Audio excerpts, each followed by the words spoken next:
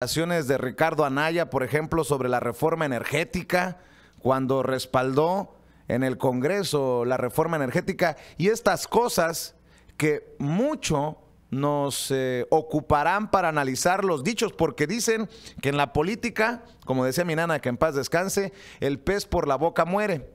Bueno, pues Ricardo Anaya, entre otras cosas, hace años decía esto de la reforma energética. Ricardo, vamos a escuchar al ahora precandidato o candidato, ¿cómo será?, del Frente, PRD, Movimiento Ciudadano y PAN. La reforma.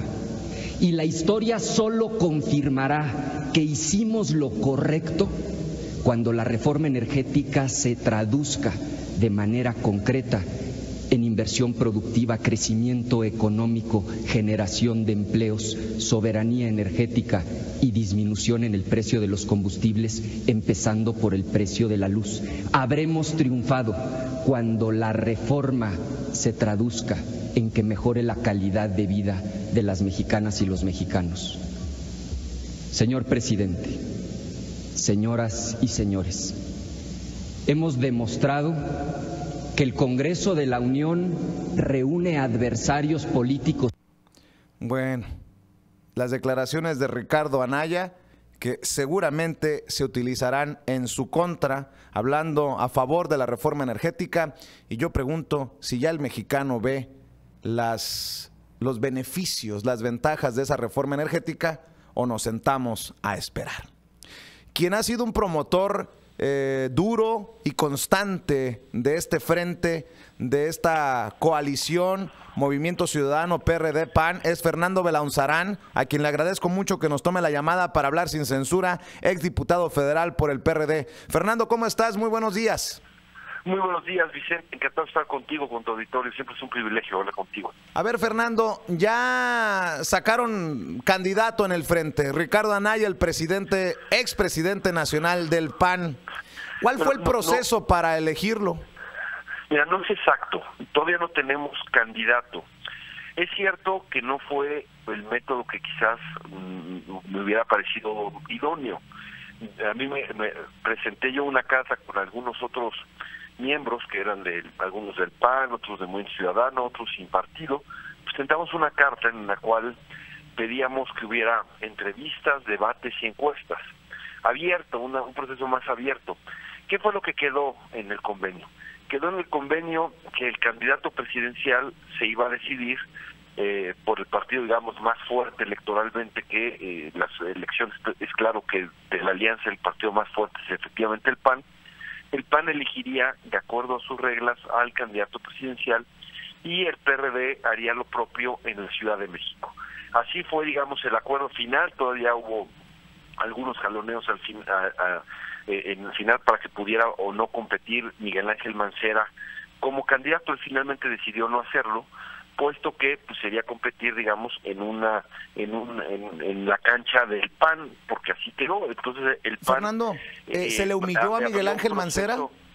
¿Mande? ¿Se le humilló a Miguel Ángel Mancera?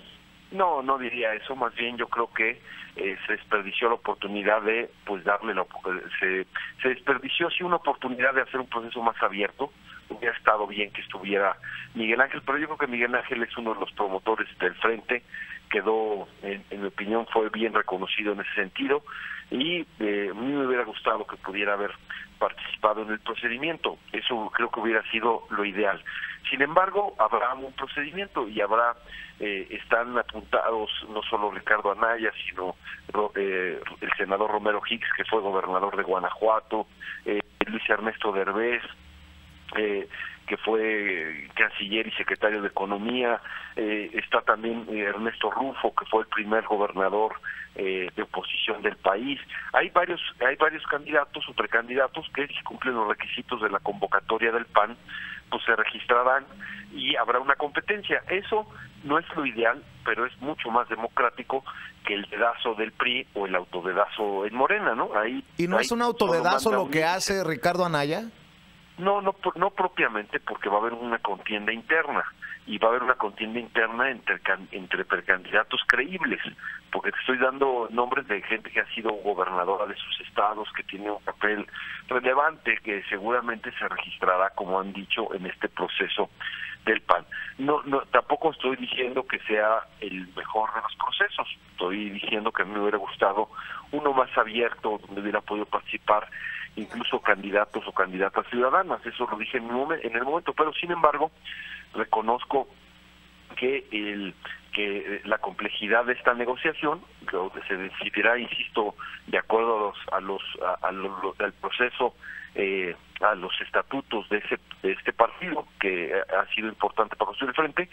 Pero lo más importante, me parece, es que va a haber una opción distinta a las opciones dedocráticas autoritarias que estaban, porque el PRI y Morena pues tienen ese mismo ADN de que decide solo una persona, solo una voluntad decide por todos, y lo que yo creo es que no necesitamos concentrar el poder, que es lo que proponen tanto Morena como el PRI.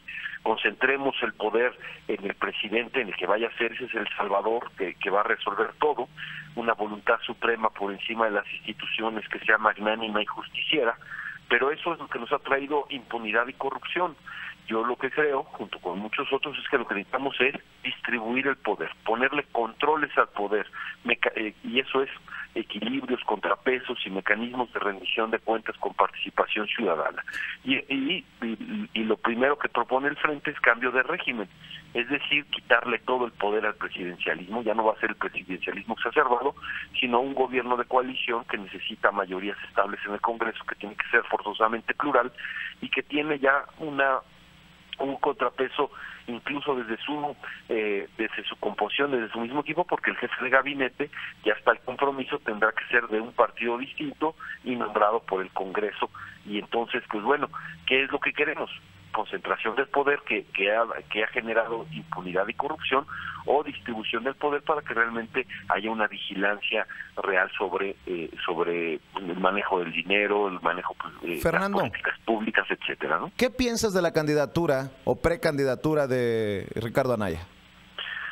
Mira, me parece que lo conocí, fui diputado cuando él fue presidente de la Cámara. El discurso que tú presentaste lo dio en calidad de ser presidente de la Cámara de Diputados. Lo conocí ahí y me pareció un buen presidente que sabe moverse en la pluralidad, etcétera. Es un joven pues muy preparado, no improvisa nada.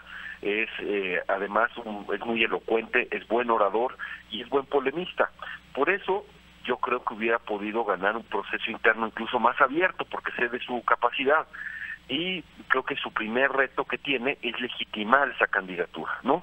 Que el proceso, aunque sea entre panistas, para la candidatura presidencial, pues sea un proceso real, genuino, pero su primer punto es cómo legitima esa candidatura. Pero ayer lo vimos, si tú viste el discurso ayer que se registró, pues es un discurso muy preparado, tiene una visión del país muy completa, y me parece que va a ser un contendiente muy importante. Yo, por supuesto que si sale como todo parece, como por lo menos los momios así lo indican, es el candidato, porque aunque va a haber un proceso más democrático que en el PRI Morena, pues efectivamente es el favorito, ¿no? Eso sería absurdo negarlo, y yo creo que podrá hacer un gran papel, sobre todo si logra legitimar esta candidatura, mostrarse distinto, pero sí va a hacer contraste con los otros dos, no solo por esto que te digo de que tanto Mid como Andrés Manuel proponen concentrar el poder en una persona, y el Frente Ciudadano propone distribuir el poder y que haya contrapesos. No solo por eso, también si tú los ves, Ricardo Anaya es mucho más joven y es mucho más tiene un discurso mucho más no solo mucho más moderno, sino que se expresa de mucho mejor manera que los otros dos. Mientras uno habla y argumenta bien y da razones más contundentes, etcétera, pues los otros casi nos duermen cada vez que hablan, porque repiten el mismo sonsonete, ¿no? ¿Qué piensas de los adjetivos que ya le puso Andrés Manuel López Obrador, que es un pirurris? Pues muy mal. Mira, luego se queja Andrés Manuel que lo comparen con Trump, ¿no? Y eso de llevar cuestiones clasistas, y bueno, racistas ya le llama blanco, ¿no? Si para Trump es un defecto tener la piel morena, tener la piel cobriza, tener la piel de color, ¿no? Pues para Andrés Manuel parece que el defecto es tener la piel blanca, ¿no? ¿Y no es un pirurris, Ricardo Anaya? ¿No es un pirurris? Pues mira, yo no descalifico a la gente por ser clasista, y no me parece, porque, ¿qué te digo? Es alguien al que yo he visto debatir con ideas. Entonces, ¿por qué lo voy a descalificar por su clase social? Eso me parece que es verdaderamente un discurso muy barato, ¿no? Y peor que la izquierda, que pelea por la igualdad, use argumentos clasistas. Porque eso de usar incluso el racismo al revés, digamos, ¿no? Y entonces, ahora, así como es nefasto que mostrar los rasgos raciales de nuestros pueblos originarios nos indigna que se use como argumento para denostar a alguien, ¿no? Eso es discriminación. También es discriminación que alguien, porque tenga pues los rasgos, digamos, más europeos, entonces ese es un defecto. No, yo digo que haríamos bien en quitar ese tipo de adjetivos. No ayuda, porque siembran odio. Ustedes lo saben muy bien. Ustedes lo están padeciendo en Estados Unidos, lo que ha sido Trump con estos argumentos de raza. Lo que quiere decir Andrés Manuel, así lo entiendo yo, es que Ricardo Anaya no es un agente de pueblo, pues. Bueno, pues esa crítica se la puede hacer a sus hijos, ¿no? Andrés Manuel, ¿no? O a Jacob Polewski, que la tiene junto, o a Alfonso Romo, que era salinista y que ahora es su gran ideólogo, o se lo puede decir a Manuel Bartlett, que es hijo de un gobernador, que no solo fue el que se le cayó el sistema en el 88, es hijo de otro exgobernador y que nació pues en sábanas de seda, ¿no? Esa crítica que hace Andrés Manuel es la crítica que le hacían a Cuauhtémoc Cárdenas en el 88, diciendo, es que nació en Los Pinos y por eso ya lo van a descalificar. ¿Por qué no mejor vemos a la gente en sus cualidades, en sus capacidades, independientemente de su cuna, ¿no? Bueno, déjame entonces preguntarte. Es el espíritu de que no haya discriminación en el país, ¿no? Déjame entonces preguntarte, como exdiputado federal del PRD, si prende la precandidatura de Ricardo Anaya, ¿tú vas a respaldar la candidatura de Ricardo Anaya por la presidencia, por el PRD, PAN, Movimiento Ciudadano? Y te pregunto, porque si tu respuesta es sí, mete las manos al fuego, porque José Antonio Meade dijo, yo no tengo cadáveres en muertitos en el closet y ya le estamos sacando 2 que 3 trapitos sucios. ¿Ricardo Anaya no tiene cola que le pisen? Mira, voy a respaldar a Ricardo si gana la candidatura, por supuesto. Y lo que sí te puedo decir es que lo que yo lo conozco me da confianza. Lo traté como miembro de un partido distinto en la pluralidad, en el debate. Por ejemplo, tú mencionaste la reforma energética. Ahí tuvimos posiciones distintas. Yo debatí en contra de la reforma energética, dimos un debate muy fuerte, etcétera, pero bueno, se trata efectivamente de una alianza, pues de juntar a los que pensamos distinto. En ese punto de la reforma energética tuvimos una visión distinta, aunque te voy a decir una cosa es tener la visión distinta de lo que debiera ser, y otra cosa es la implementación de la reforma, ¿no? Que ahí tú conoces, el PRI la implementó buscando la máxima ganancia particular, ¿no? Que es la mayor, aparte sin atacar la corrupción con la connivencia del charrismo sindical, etcétera, ¿no? Pero esa diferencia la tenemos, y aún así yo reconozco sus capacidades. La guerra sucia que le han hecho a Ricardo Anaya no le han demostrado nada. Lo único que le han demostrado a Ricardo Anaya es que su esposa, la familia de su esposa, tiene bienes, ¿no? Tiene bienes desde hace muchos años. Eso es lo único que le han demostrado, ¿no? Bueno, pues no le han demostrado en ningún caso que se haya beneficiado la familia de su esposa de Ricardo, porque los bienes ya estaban desde mucho antes que tuvieran la participación política. Entonces, lo que han hecho es una guerra sucia tremenda, porque el gobierno vio como su principal enemigo al frente. Pero convirtió a Andrés Manuel en su oposición consentida. ¿Por qué? No es porque, claro, ellos plantean, el grupo en el poder plantea quedarse en el poder, aferrarse al poder de cualquier manera. El triunfo en el Estado de México les dio esperanza y entonces están ensoberbecidos y quisieron repetir el escenario. ¿Y cuál es el escenario ideal que tiene el gobierno? El gobierno quiere pulverizar el voto opositor, de tal manera que la indignación ciudadana quede muy dividida, y luego polarizar con Andrés Manuel y decirle a la gente con el voto del miedo, ¿qué quieren? ¿Venezuela o yo? Esa es la estrategia del PRI. La estrategia de Andrés Manuel no dista mucho de esa. Quiere llegar a enfrentar y que el voto sea también entre el PRI, el candidato de la continuidad, y él, y decir ¿qué quieren? Continuidad corrupta o yo.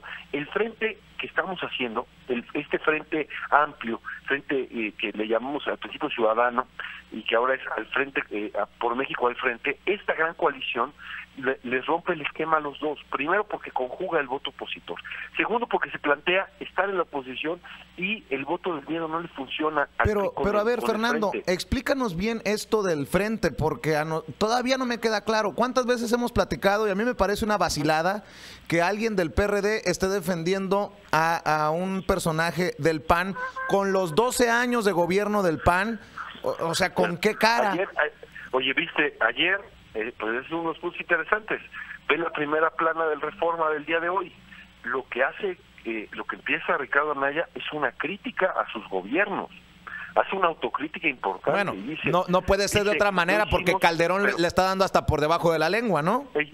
Bueno, que el PAN haga esta autocrítica es importante porque efectivamente no se cambió el régimen. Y la única opción que está planteando cambio de régimen realmente es el frente, porque lo que plantea Andrés Manuel es el cambio de personas. Y si tú me haces presidente, yo con eso ya arreglo todo y sale miel de los árboles. Pero tú estás utilizando la misma estrategia de hablar de los contrincantes, y en este caso mucho del discurso, de lo que he escuchado de ti, Fernando Belaunzarán, defendiendo al frente, es el ataque a Andrés Manuel López Obrador. Bueno, hago el contraste, ¿no?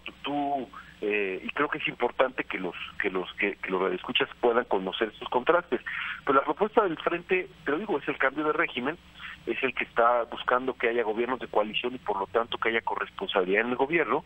Plantea que el problema es sistémico. Mira, te doy un ejemplo claro de lo que necesita este país y que el único que lo puede garantizar es el frente. Y te voy a decir además por qué es el único que lo puede garantizar. ¿Qué problema tenemos en México? A veces el diseño institucional está bien pensado, pero las instituciones están capturadas por la complicidad. ¿A qué me refiero? A que quienes deben vigilar están conhibidos con los vigilados. Los vigilantes son subordinados de los vigilados. Pongamos el caso más emblemático, que es el del fiscal Carnal. ¿Qué quería hacer el PRI con el fiscal Carnal? Pues bueno, se le concedió la autonomía constitucional, pero quería tener Peña Nieto a su amigo, al que fue abogado del PRI, el que fue encargado jurídico de su campaña electoral, que fue senador del PRI y que es muy cercano a su grupo político. Ese quería de fiscal Carnal para que le cubriera las espaldas, ¿no? Bueno, entonces quería a un incondicional de simulación. Quien tiene que vigilar, la verdad es que es un subordinado del vigilado y por lo tanto lo que existe es simulación, ¿no? Entonces no hay autonomía en la investigación, se usa como arma política, como control político, y en lugar de cuidarles las manos, cuidan las espaldas de quienes los nombraron. Eso es lo que pasa, por eso no tenemos ni fiscal anticorrupción ni fiscal electoral. El frente es el único que está planteando independicemos a los vigilantes de los vigilados. ¿Y qué plantea Andrés Manuel López Obrador? Para hacer el contraste. Andrés Manuel López Obrador en su proyecto plantea que se acabe con la autonomía de la Fiscalía y que el presidente vuelva a designar al fiscal, que el fiscal sea dependiente del Poder Ejecutivo. Es decir, ni Peña Nieto ni el PRI aceptan la autonomía de la Fiscalía, ni tampoco Andrés Manuel López Obrador acepta que la Fiscalía sea autónoma. ¿Quién es el único que garantiza la autonomía de la institución? Es el frente.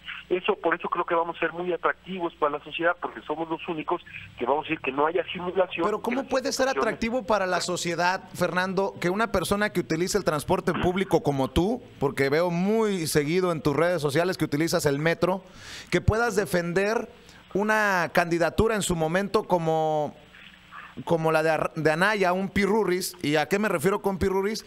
Que cuando hay dinero, pues puedes llevarte a vivir a tu familia a Estados Unidos. ¿Cómo puede una persona que se dice de izquierda como tú, que utiliza el transporte público, que se da baños de gente utilizando el transporte público, defender a alguien perfumado, que se lleva a su familia al extranjero y que gasta lo que se gasta porque ahí es donde queda demostrado la idea del Pirruris. Y no estoy defendiendo a López Obrador, ni estoy queriendo hacer más controversia sobre esto, pero a eso la gente seguramente no le va a apostar, a un hombre que tiene dinero y que le vale madre como viva el pobre, el pueblo, y se lleva a su familia al extranjero. Perdón, si alguien hizo o si su dinero es bien habido, pues puede hacer lo que quiera con ese dinero, ¿no?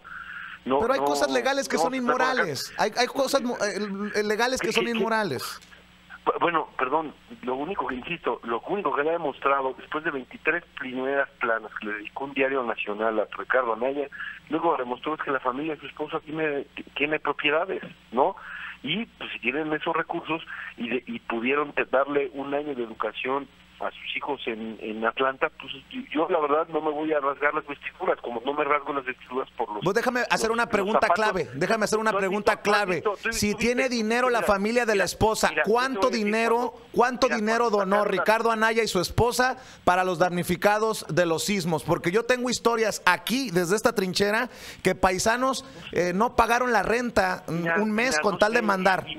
Mira, si hubiera un político que dijera, yo doné tanto dinero acá... No, yo no te estoy preguntando de los demás políticos. A los demás políticos yo me los paso, les paso factura. Y tú me conoces que no me tiembla la mano. Te estoy preguntando del precandidato del Frente. Si tiene tanto dinero, ¿cuánto donó a los damnificados? No, mira, el que tiene dinero es la familia de su esposa. Bueno, pero si hubo dinero para llevárselos a vivir a Estados Unidos, tienen dinero para donar aunque sea una lana, ¿no? Pregunto. Bueno, estuvieron un par de años ahí en Estados Unidos y pues si tenía los recursos para hacerlo, pues no veo el problema. No sé, a lo mejor sí donaron, pero no lo quieren hacer público, porque hacer donación y luego hacer publicidad y hacer propaganda con tu donación pública a veces es de mal gusto. Oye, ¿no? Fernando, ¿qué le dices a la gente? ¿Qué le dices a la gente que lo que estás haciendo es buscando hueso en caso de que Anaya llegue a la presidencia?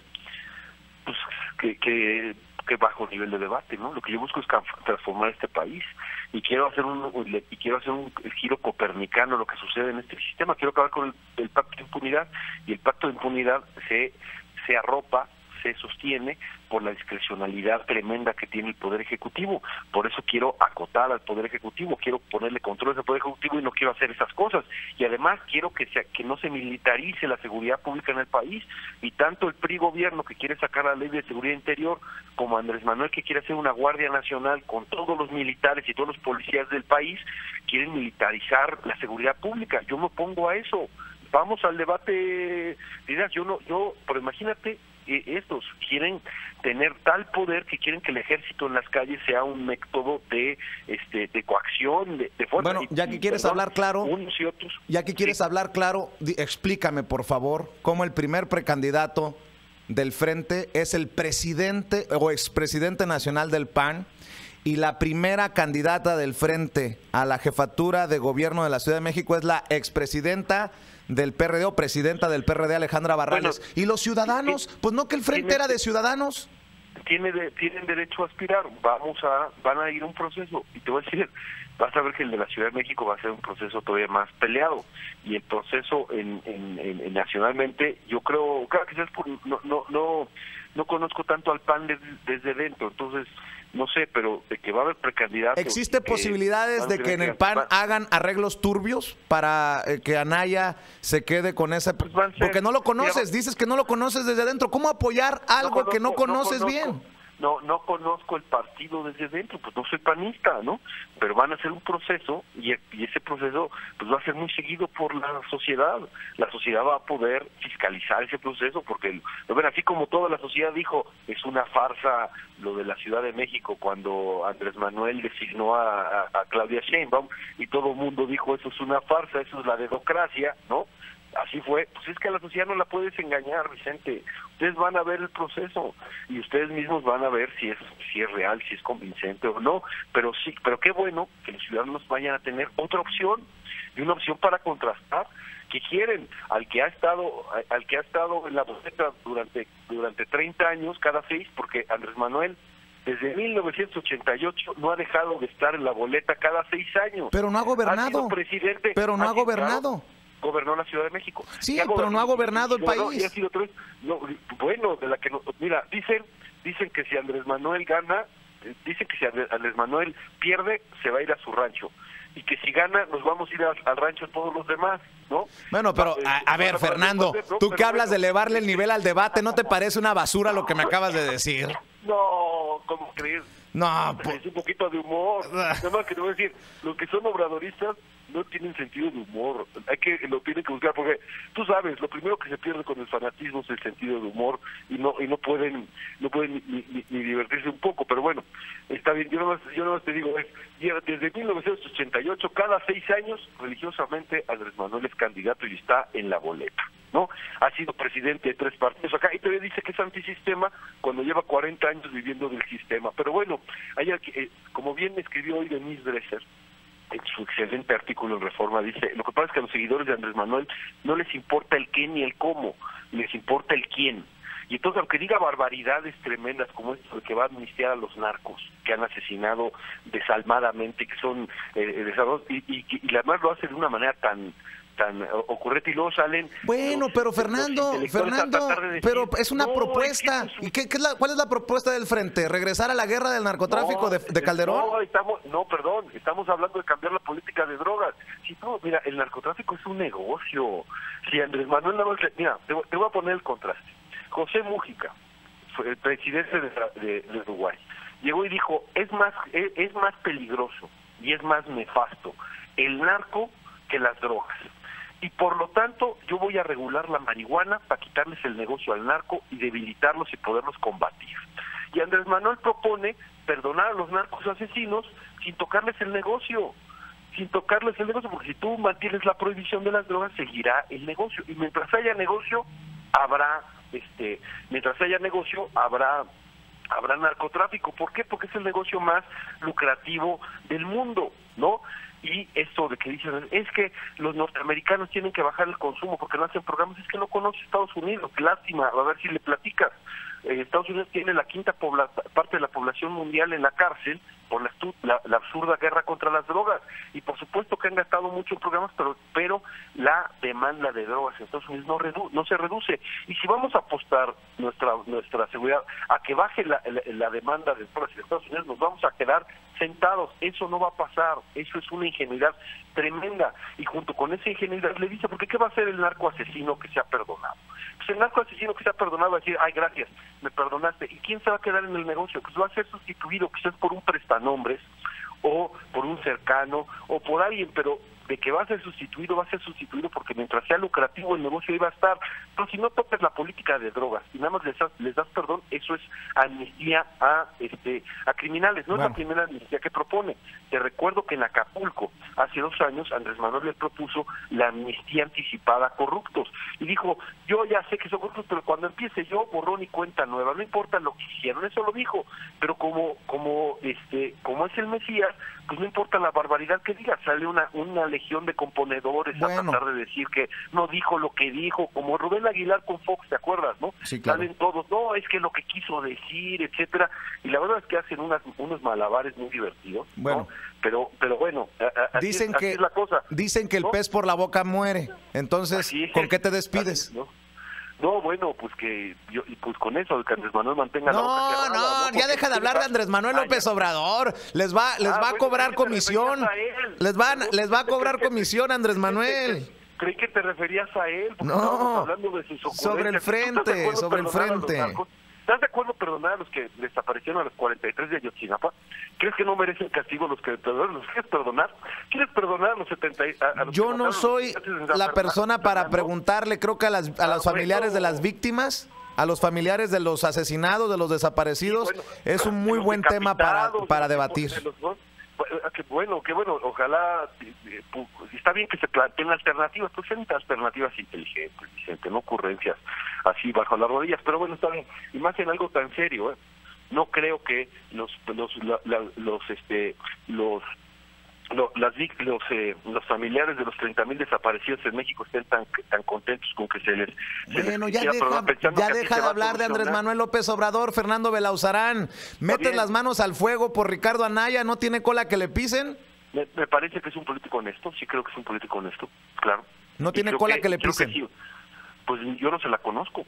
Si alguien se la conoce, pues sí, pero lo mismo dijiste en defensa de Alejandra Barrales, quien ahora va por la jefatura de gobierno de la capital mexicana. Y está en su derecho de aspirar a competir. Vamos a ver si consigue la candidatura y vamos a ver si Ricardo Anaya consigue la candidatura. Yo creo que ambos tienen buenas posibilidades de hacerlo. Y lo más importante, Vicente, es que esa propuesta esté en la boleta y sean los ciudadanos los que decidan. Y puedan contrastar alternativas. ¿Qué es lo que quieren para la seguridad pública? ¿Qué es lo que quieren para el empleo? ¿Qué es lo que quieren para cada cosa? Y que cada quien sostenga sí lo que podamos ser críticos para ver si lo que se propone es viable o no es viable. Bueno. ¿no? Vamos a hacer, y yo lo único que pido es que todos sean igualmente rigurosos con todos los candidatos, ¿no?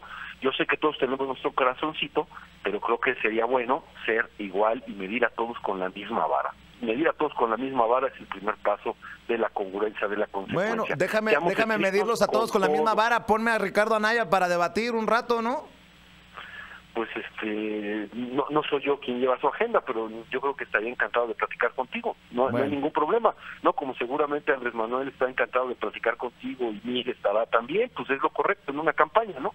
Todos tienen que abrirse al escrutinio y tú eres un periodista que exige a todos, me estás exigiendo a mí, qué bueno que lo hagas, y es importante que todos los políticos sepan contestar y confrontar ideas y no tener ningún problema en ser escrutados, en ser cuestionados duramente, ¿no? Muy bien, Fernando, te agradezco que nos tomes la llamada y por este tiempo que nos dedicas aquí en Sin Censura.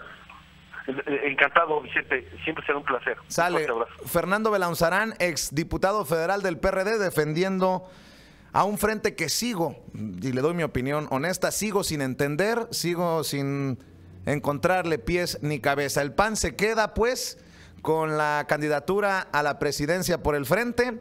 El PRD buscará a la jefatura de gobierno y hay estos arreglos que no son tan públicos ni tan abiertos como el propio Fernando Belaunzarán lo dijo aquí en Sin Censura.